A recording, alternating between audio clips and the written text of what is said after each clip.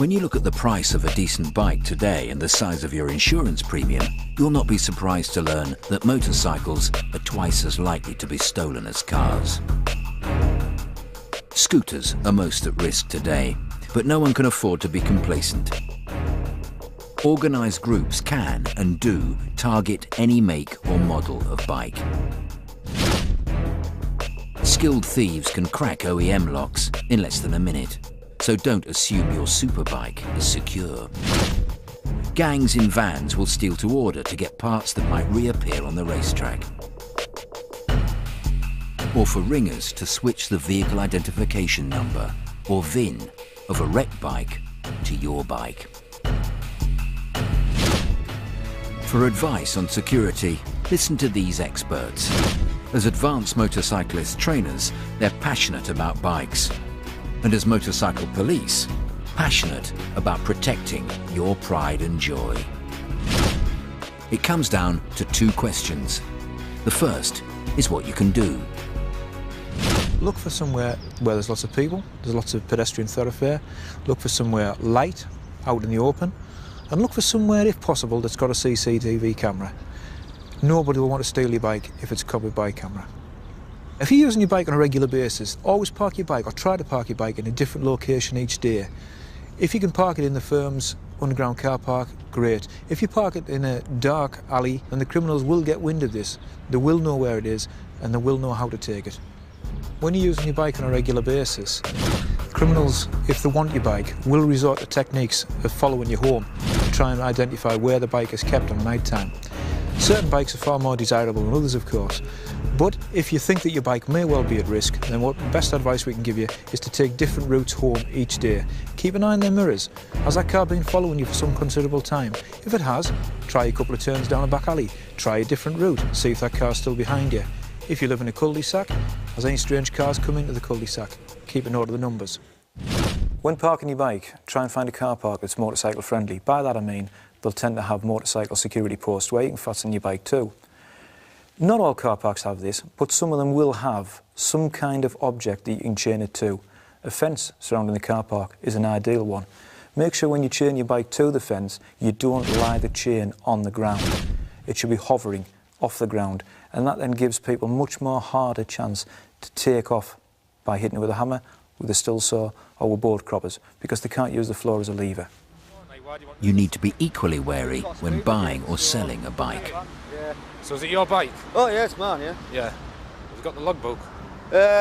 Not on me, but I can post it out here. It's first and foremost to get hold of the logbook. Oh yeah, no problem. That's the vehicle's identity, and all the details that's on the logbook are recorded with the Driver and Vehicle Licensing Agency. Recently the DVLA brought out a new database which enables you to voluntarily register your off-road competition type motorcycle. So there will be a record of that vehicle. So how much you want for it? About 3-2. What'll you take cash? Once you've got hold of the logbook, the main thing to do then is to check that all the details on the logbook are correct with the bike. It's missing some stickers. Has it been down the road? I.e. it's the right model, it's the right registration number, the vehicle identification number, the VIN number, which is on the logbook, together with the engine number, which is also recorded on the logbook. They match with the bike.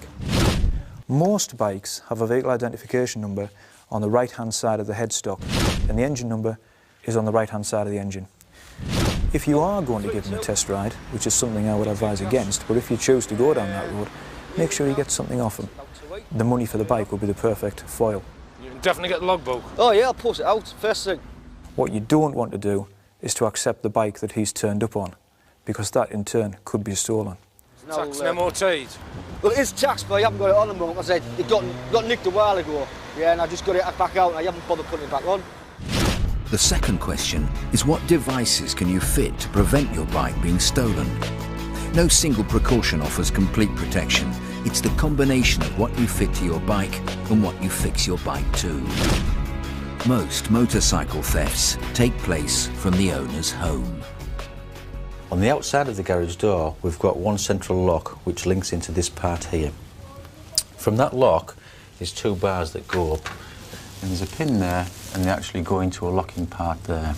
There's a metal plate actually protects the pin, but unfortunately this bit across the top is wood, so a screwdriver or a chisel would be able to come in from the outside and hit the angled piece on here because it comes from the door up over at 45 degrees. If you've got a door leading from your garage into your own home, you can actually secure the garage door from the inside by putting padlocks at the bottom of the door and again perhaps at the sides or the top.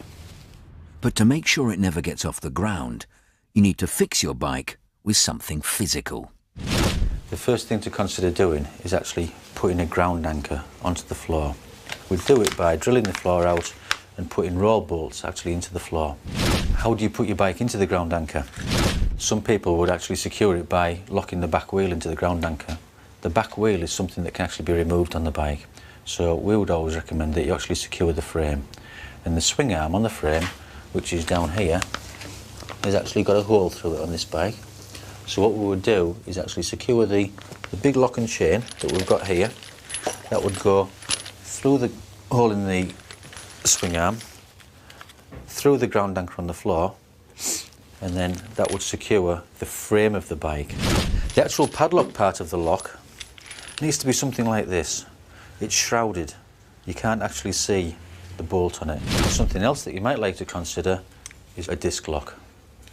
So the disc lock would actually go onto the front brake disc.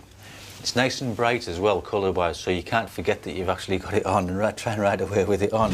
Manufacturers are starting to actually fit security systems to new modern bikes now. This particular bike that we've got here has got its own HIS system, which is a Honda Ignition Security System. The vehicle will not start without the key. That key's got a chip built into it. Smart Water is a unique liquid that's actually painted onto the bike in different places, and it's got its own identifying features within that liquid. If you haven't bought a brand new bike that's got this fitted as standard, that doesn't stop you going away and getting things fitted of your own accord. One of the things that you can look at doing is getting a decent alarm and immobiliser system. This particular product has got an etching system with it, whereby you actually put a stencil on each different panel of the bike. It also has transponders with it, so it identifies the frame, the wheels, and then you've got the identifying features visible to the naked eye with the numbers that are actually etched on the panels itself. With such a range of devices available, how do you choose? Look for the Thatcham or Sold Secure logos. Most insurers will give a discount when approved devices are fitted. Curious to know how at risk your particular model of bike or scooter is and what security measures to take? Visit this website set up by the Home Office and have a look at the Bike Theft Index. Security can be quite an investment. But what's your bike, even your helmet, worth? And what price? Peace of mind.